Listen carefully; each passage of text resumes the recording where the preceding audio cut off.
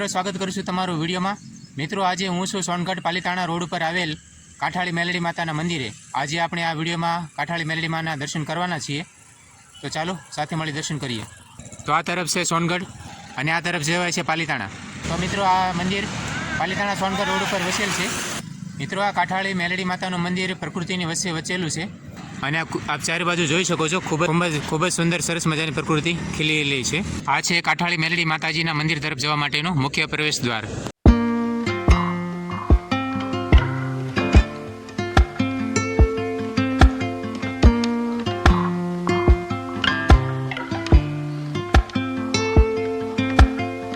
આ મંદિર તરફ જવા માટે મિત્રો આરસીસી રોડ બનેલો છે પાક્કો। મંદિર ગેટ તરફ પ્રવેશ આવે છે પાર્કિંગ એરિયા છે।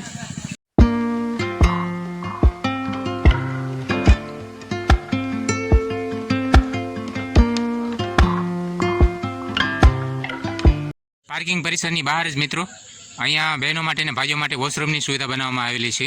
મંદિર પરિસરમાં પ્રવેશવા માટેનો ગેટ અને આ રીતે અંદર પ્રવેશતા જ તો અહીંયા સરસ મજાના ફૂલ છોડ અને ઝાડ પણ વાવવામાં આવ્યા છે।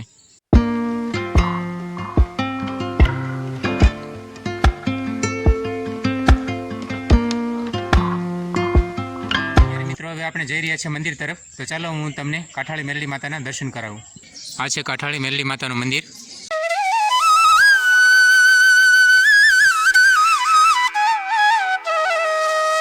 અહીંયા મંદિર પરિસરમાં ફુવારો લગાવવામાં આવેલો છે અને અહીંયા ચારે બાજુ સરસ મજાના લોકોને બેસવા માટે બાકડા બંધ લગાડવામાં આવ્યા છે।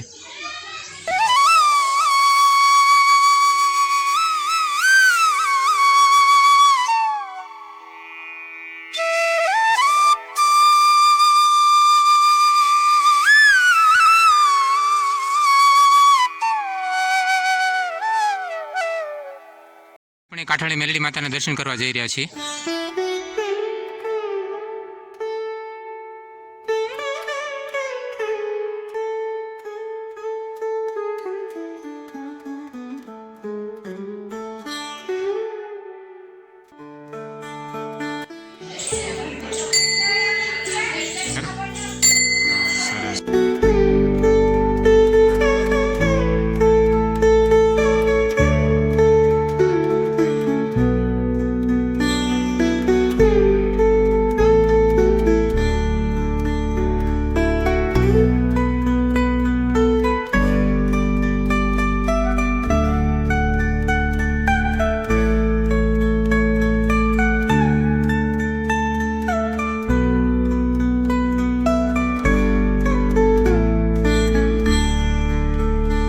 માતાનું મંદિર અને મંદિર પરિસરમાં જે પીવાના પાણીનું પરબ છે, અહીંયા ફુવારો પણ લગાડવામાં આવ્યો છે અને સાથે સાથે લોકોને બેસવા માટે બાકડા પણ અહીં લગાડવામાં આવ્યા છે।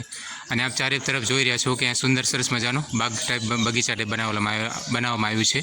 મિત્રો આ છે કાઠાળી મેલડી માતાનું મંદિર અને આ રીતે મંદિર પરિસરમાં ખૂબ જ સરસ મજાના ફૂલ છોડ લગાડવામાં આવ્યા છે અને આપ પાછળ જે જોઈ રહ્યા છો એ તળાવ છે। તો તળાવના કિનારે બાગ બગીચાથી સુશોભિત અને આ રીતે લોકોને બેસવા માટે અહીં બાકડા પણ લગાડવામાં આવેલા છે। મિત્રો મંદિર કિનારે જ આવી રીતનું સરસ મજાનું તળાવ આવેલું છે।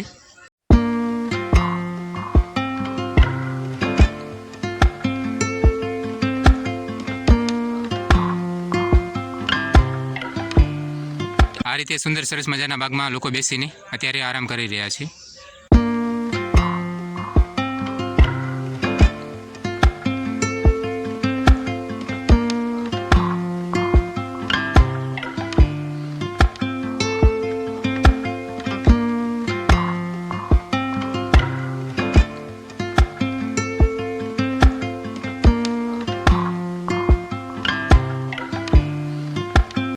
સુંદર સરસ મજાના બાળકો માટેના ઝૂલા વસાવવામાં આવેલા છે અને સામે જે આપણને દેખાય છે એ છે ભોજનાલય હોલ।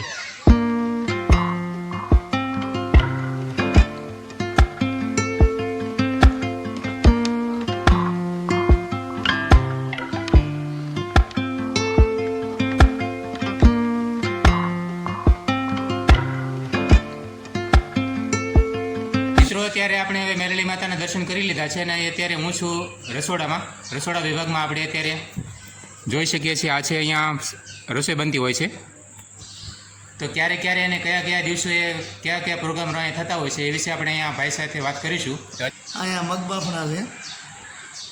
આ લાકડાની અંદર અમે દર પૂનમે 700-800 માણસનું રસોડું કરવી હતી. દર પૂનમે બપોરે હોય છે. દર મંગળવારને રવિવારે અહીંયા અમારે દર્શન લાયકો માણસો ઘણા આવે છે અને રોજની 2 કટ્ટા એટલે 60 કિલો ઝાર અમે કબૂતરને સણીમાં નાખીએ છીએ. બરાબર. અહીંયા આપણે મંદિર માટેના જે ઉત્સવ હોય છે એમાંના ખાસ દિવસો કયા હોય છે? દર 24/2 એક પાટ ઉત્સવ હોય છે. બરાબર. અને દર વર્ષે એકાદો પ્રોગ્રામ કરીએ છીએ. બરાબર. માંડવો માતાજીનો દર વર્ષે એકાદો માંડવો હોય. 108 પોથીની કથાની કથા કરી હતી. દર રવિવારે રાત્રે 20-25 વર્ષથી થાય છે. રાત્રે સુખડીની પ્રસાદી હોય છે. 12 વાગ્યાની આરતી હોય છે.